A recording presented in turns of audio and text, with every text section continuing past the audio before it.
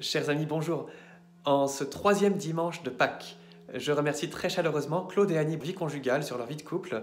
Et vous allez voir, il y a de quoi rendre grâce à la miséricorde de Dieu agissant dans les couples. Donc bonne écoute à vous et nous nous retrouvons à 11 heures pour la célébration de la messe ce dimanche à Fontenay-en-Parisis.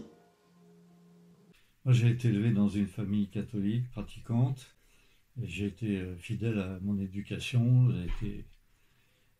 J'ai été confirmé. J'ai été dans les aumôneries d'école. Je pensais avoir la foi, mais c'était plus la fidélité à mon éducation, en partie au niveau moral.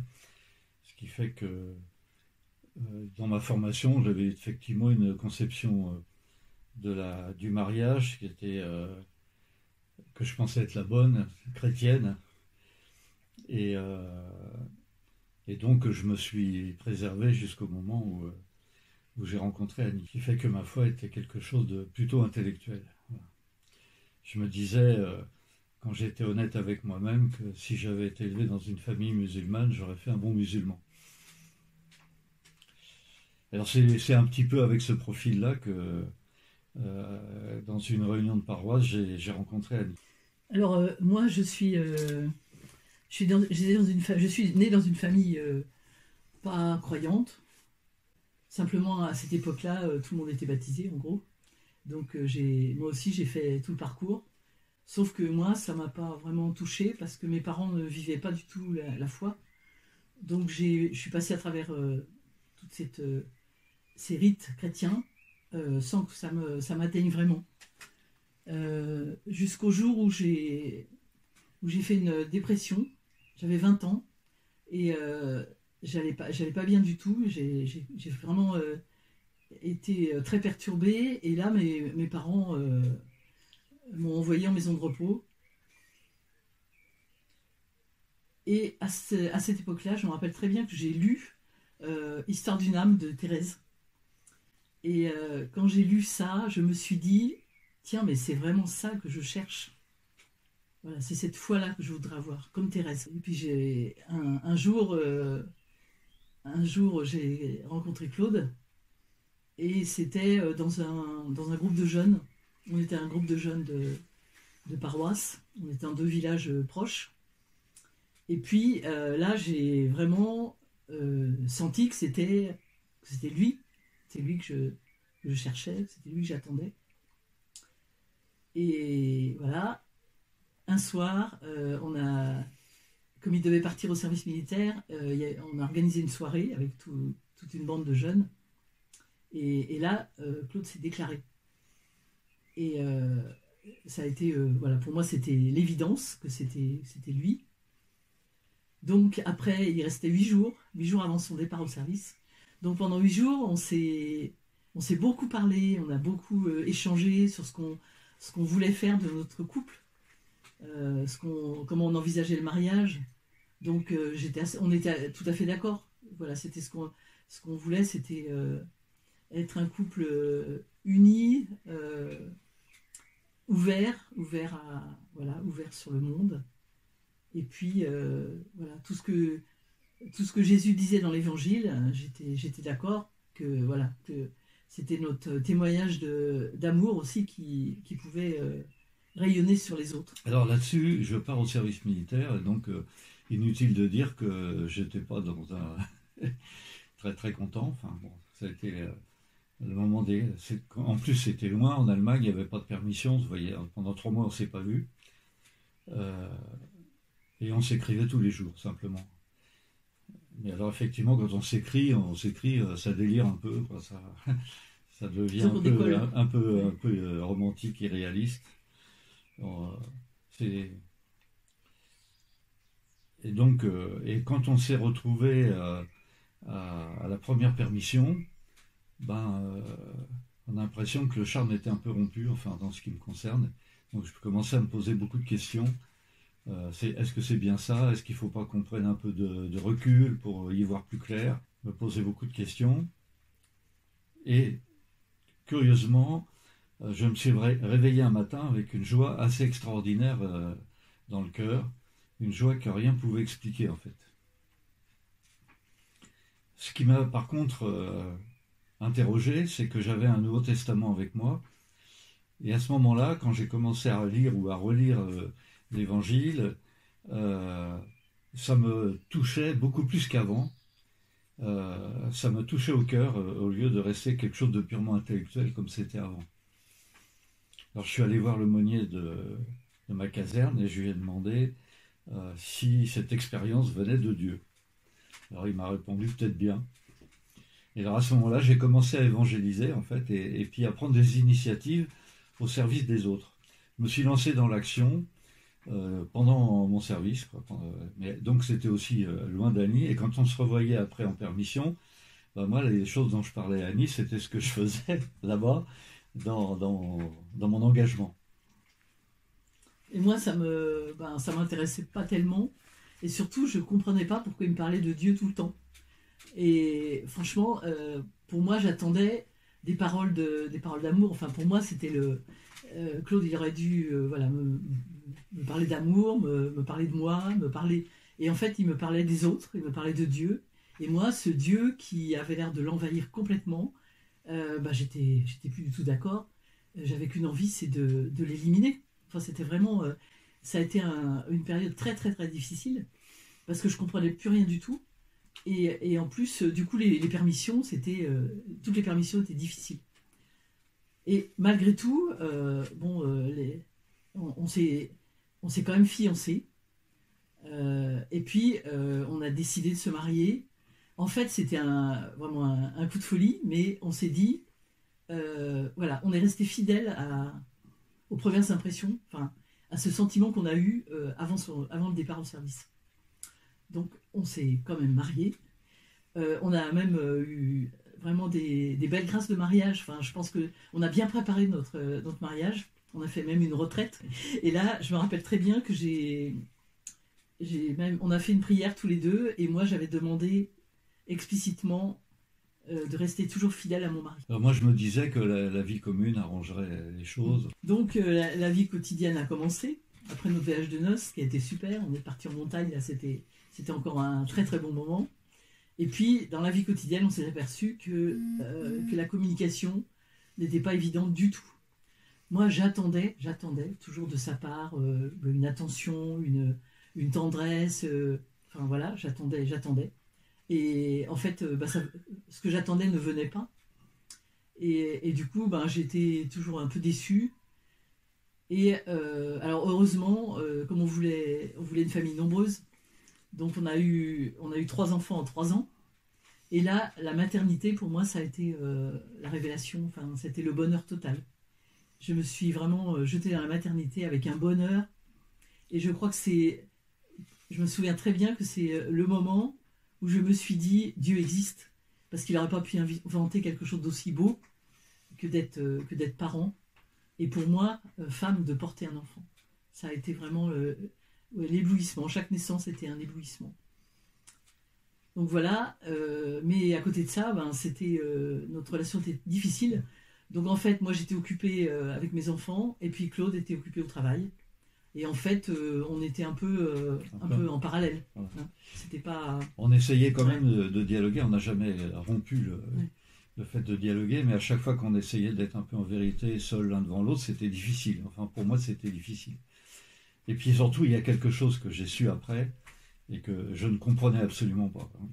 Nos relations physiques n'étaient pas satisfaisantes, je ne comprenais pas pourquoi, et je me culpabilisais de la chose en disant c'est moi qui suis nul. Enfin, et pour un homme, c'est assez humiliant d'être dans cette situation, et c'est seulement plus tard que j'ai compris en fait la vraie raison de cette difficulté, qui évidemment n'arrangeait pas notre relation entre nous.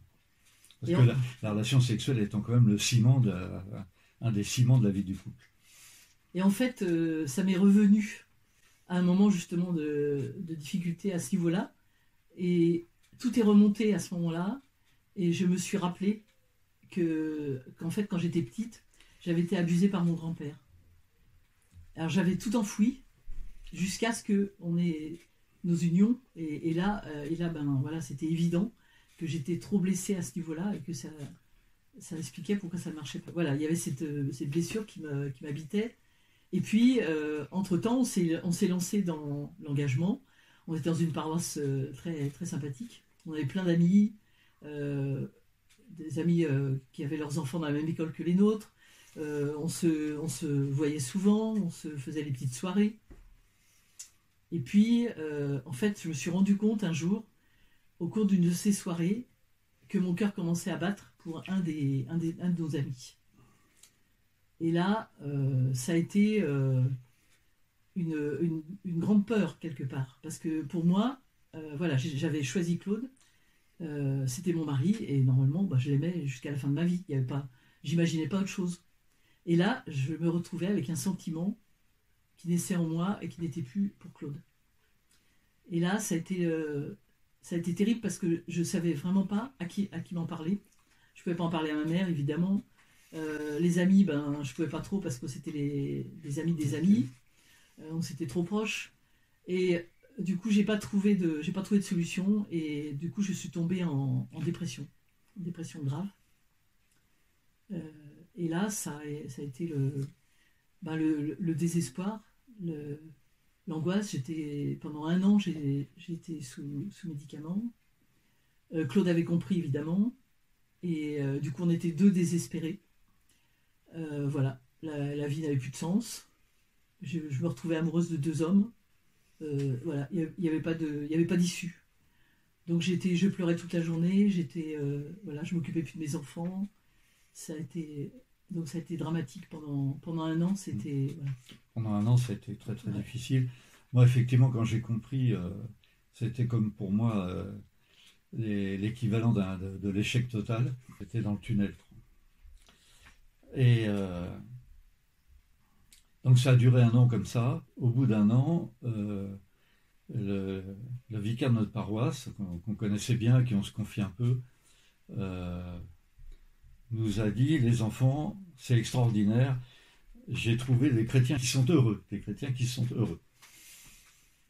Et alors en fait, il avait découvert les premiers groupes de prière charismatiques à Paris, c'était à Saint-Sulpice, dans la crypte.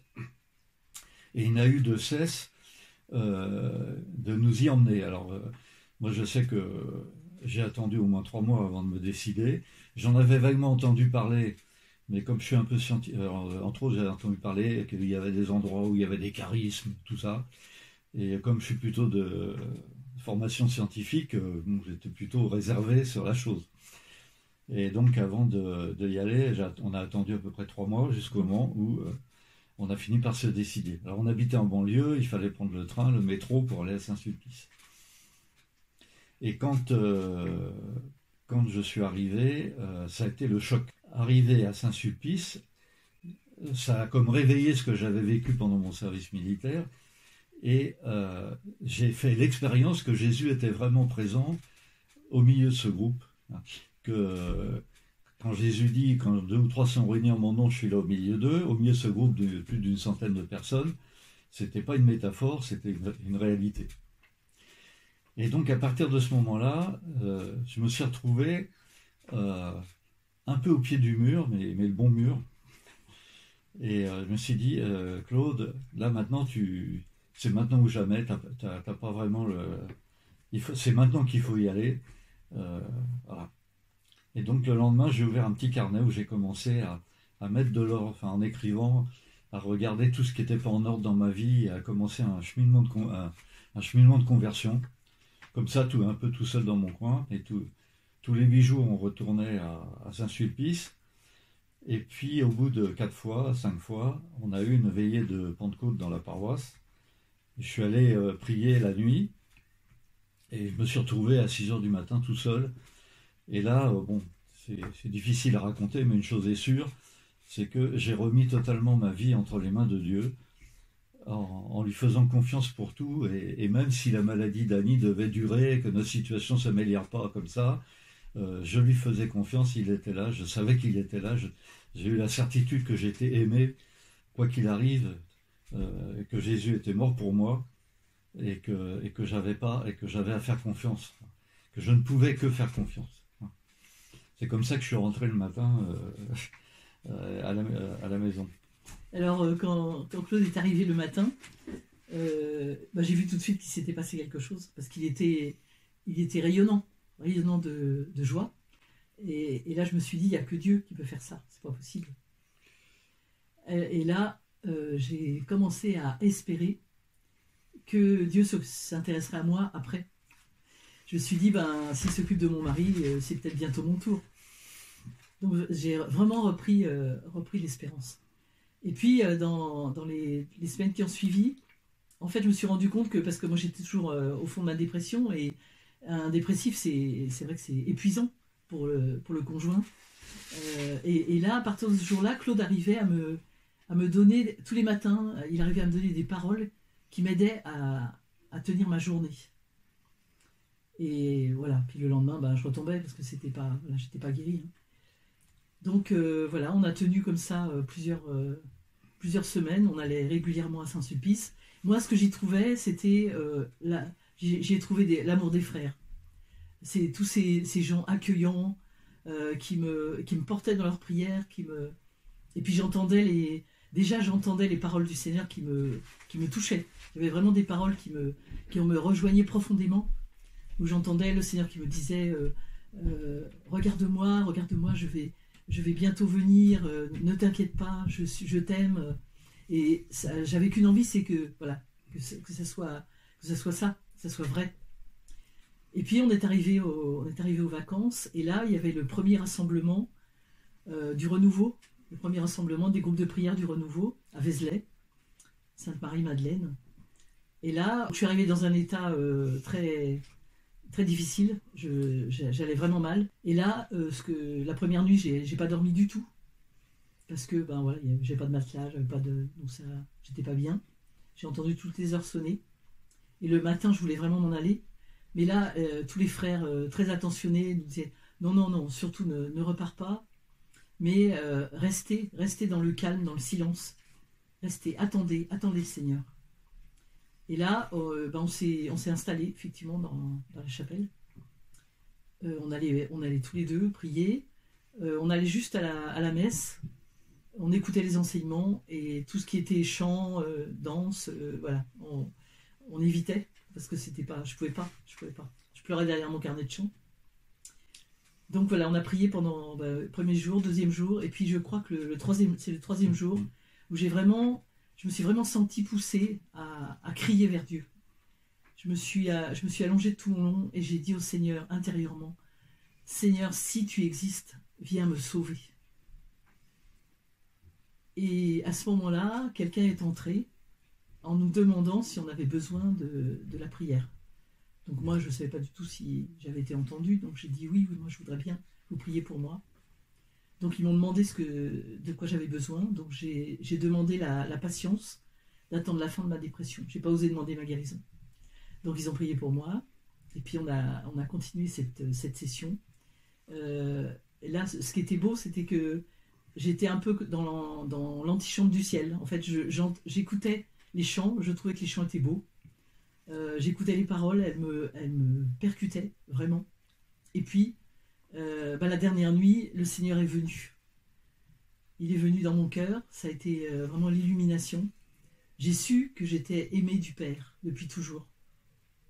Depuis toujours, le Père m'aimait, le Père m'attendait à cet instant. Et en même temps, j'ai eu cette certitude que Dieu nous voulait tous les deux ensemble. C'était le même amour. En même temps, j'ai su que j'étais aimée, et que Claude et moi, on était faits pour être ensemble. Donc le matin, je me suis réveillée, j'étais guérie. Alors effectivement, moi, j'ai mis un certain temps avant de réaliser ce qui s'était passé. Je voyais bien sur la tête d'Annie qu'elle avait changé, il y avait quelque chose qui avait changé. Mais après, il a fallu qu'elle m'explique, et au fur et à mesure qu'elle m'expliquait ce qui était arrivé, j'ai eu de plus en plus la certitude que le Seigneur était vraiment intervenu, qu'il s'était vraiment passé quelque chose. Et c'était tellement bouleversant pour moi, parce que c'était moins la guérison de sa dépression qui m'a touché, que le fait qu'Annie avait, à partir de ce moment-là, Annie avait une relation avec le Seigneur qui ressemblait à la mienne. Et du coup, du point de vue spirituel, on se retrouvait sur la même longueur d'onde. Or ça, c'était la chose que j'avais jamais demandé et que j'espérais pas vraiment. C'était inattendu et c'était vraiment extraordinaire. Donc pendant plusieurs mois après, j'ai pas touché terre tellement j'étais dans une exultation intérieure extraordinaire. En fait, je pense que ça a été pour nous un vrai renouvellement dans le sacrement de mariage. C'est un peu comme si on venait de se marier et on avait reçu une effusion de l'esprit. Et voilà, le sacrement de mariage, pour nous, c'était une évidence que Dieu était avec nous et qu'il nous accompagnait dans notre sacrement. Alors que avant, on n'y croyait pas vraiment, puisque finalement, on l'appelait pas à l'aide. Alors que c'était quand même 9 ans après notre mariage. Et puis, j'ai été vraiment touchée de voir que finalement, le Seigneur m'avait entendu. Quand j'avais fait cette prière, j'avais demandé la fidélité au Seigneur dans notre retraite de fiancés. En fait, le Seigneur m'avait gardé. Et voilà, j'ai vu un des fruits du sacrement de mariage qui était vraiment cette fidélité. Et moi, je suis resté fidèle malgré les difficultés. En plus, avec des occasions qui pouvaient se présenter dans des déplacements professionnels ou autres. Et j'ai pas très bien compris comment j'avais réussi à rester fidèle, mais je pense que la main du Seigneur était là. Et voilà. Alors on s'est demandé pardon de finalement tout le mal qu'on avait pu se faire, tout ce qu'on n'avait pas fait. Et en fait, je crois qu'à partir de là, on a appris à se demander pardon régulièrement. On a vraiment vécu cette miséricorde et finalement cette compassion l'un pour l'autre. Finalement, je me rappelle, un prêtre m'avait dit une fois, n'oublie pas que tu épouses un pécheur et que lui, il épouse aussi une pécheresse. Donc voilà, on a nos faiblesses, nos pauvretés, et on a vraiment découvert cette grâce du pardon. Donc ça change tout, parce que dès qu'on se demande pardon, c'est un peu comme si l'amour était complètement renouvelé. Et ça aussi, c'est une des grâces du sacrement de mariage. C'est que le sacrement de mariage est alimenté par tous les autres sacrements. On a besoin du sacrement de réconciliation, régulièrement. On a besoin de l'Eucharistie, on a besoin de recevoir Jésus, parce que à chaque fois qu'on reçoit Jésus, c'est comme une effusion d'amour qu'on reçoit à chaque fois. C'est Jésus qui vient aimer en nous, qui va aimer, voilà, qui va me permettre d'aimer mieux Claude. Donc c'est vraiment, toutes ces grâces, c'est vraiment les fruits du sacrement de mariage. Par le sacrement de mariage, en fait, le Seigneur est toujours avec nous, à tout moment. De façon particulière pour ceux qui sont mariés. C'est une assistance particulière, à tel point que dans le catéchisme de l'Église catholique, on dit que les époux sont comme consacrés par le sacrement de mariage, comme une consécration. Et puis, je crois que Jésus nous a appris à partir de ce moment-là à tout lui confier, c'est-à-dire à lui faire confiance pour toute notre vie, puisqu'il s'est engagé avec nous, donc il est là avec nous, dans notre vie quotidienne, dans toutes les petites choses que nous pouvons faire. Et en fait, on a commencé à lui confier, dès qu'il y avait un problème, une fois si on ne savait pas le résoudre, on demandait au Seigneur de nous aider. Alors ça nous a beaucoup aidé, évidemment, dans l'éducation de nos enfants, par exemple. Quand il y avait je me rappelle quand on est arrivé à l'adolescence de nos enfants, c'était comme tous les ados, c'était un peu compliqué. Et là, on a commencé à dire au Seigneur, écoute Seigneur, occupe-toi de lui, occupe-toi d'elle, viens nous aider à prendre des décisions. À dire les bonnes paroles, à avoir les bons gestes. Et on s'est rendu compte que vraiment le Seigneur était avec nous, il nous a aidés. Par exemple, il y a des moments où il fallait que je fasse preuve d'autorité, alors je ne suis pas autoritaire du tout. Et c'était vraiment c'était vraiment une grâce du Seigneur que je puisse effectivement m'imposer vis-à-vis de nos ados comme il fallait que je le fasse, quoi. Et avec un nœud dans les entrailles, parce que c'était pas évident du tout. Et alors une autre chose aussi qui était une miséricorde du Seigneur, c'est que je disais au début que nos relations physiques n'étaient pas satisfaisantes, et la façon dont le Seigneur nous a guéris à ce niveau-là est assez particulière. C'est-à-dire que après 3 enfants en 3 ans, au moment de mai 68, c'est quand est paru Humanité. Je me souviens très bien qu'Annie a fulminé contre le pape en disant de quoi il se mêle. Voilà. Et puis en même temps, les chrétiens amis avec lesquels on était n'étaient pas forcément d'accord non plus, ça discutait beaucoup. Donc j'ai pris la pilule pendant 8 ans. C'est réglé comme ça. Et donc, voilà. Et alors, quand on a commencé à revivre, à vouloir suivre le Seigneur, entre autres en rentrant dans la communauté d'Emmanuel, mais pas seulement, la question s'est posée. On a voulu refaire un enfant, Donc, après ce que nous avions vécu comme guérison, donc Marie est arrivée, et puis on s'est posé la question, maintenant qu'est-ce qu'on fait? Et on s'est dit, mais on va pas quand même reprendre la pilule. On a réfléchi sur la question, et puis on avait en plus, on avait des témoins, c'est-à-dire des couples de la communauté qui vivaient les méthodes naturelles et qui semblaient très très épanouis, très complices les uns dans leur couple, etc. Et ça nous attirait beaucoup. Et du coup, on s'est formé, et puis on s'y est mis. C'est-à-dire qu'on s'est mis à pratiquer la régulation naturelle des naissances. Et alors, le résultat auquel on n'attendait pas, c'est que ça a été effectivement la guérison une vraie guérison de notre sexualité, et du coup le désir d'avoir encore un enfant de plus. Donc Véronique est arrivée encore après. Voilà. Donc ce qui fait que maintenant on a bien 5 enfants. Voilà. Mais avec un grand écart, puisqu'il y a presque 20 ans entre le premier et la dernière. Donc c'est des guérisons que le Seigneur nous donne, sa miséricorde se manifeste souvent d'une façon qu'on n'attend pas. Le doigt du Seigneur nous touche là où on ne l'attendait pas, mais toujours en réponse à un moment où on lui a dit oui. Un moment où on crie vers lui aussi. Hein. C'est-à-dire que quand on est vraiment dans le désespoir, dans une galère pas possible, hein, on peut toujours crier vers le Seigneur. Et là, on s'aperçoit, mais il est là. Voilà. Il était là. Quand on s'est marié, il était déjà là. Il nous a jamais lâchés. Non. Et nous, on pense qu'il y a des moments où on se dit, mais Seigneur, qu'est-ce que tu fais? Et on est vraiment tous appelés à revenir vers lui. Parce qu'on s'aperçoit qu'il nous a jamais lâchés. Il nous quitte jamais. Alors, le psaume d'aujourd'hui, c'est un pauvre a crié, le Seigneur entend. On est tous des pauvres, hein, en fait. Et on a besoin de crier vers le Seigneur. Mais c'est peut-être...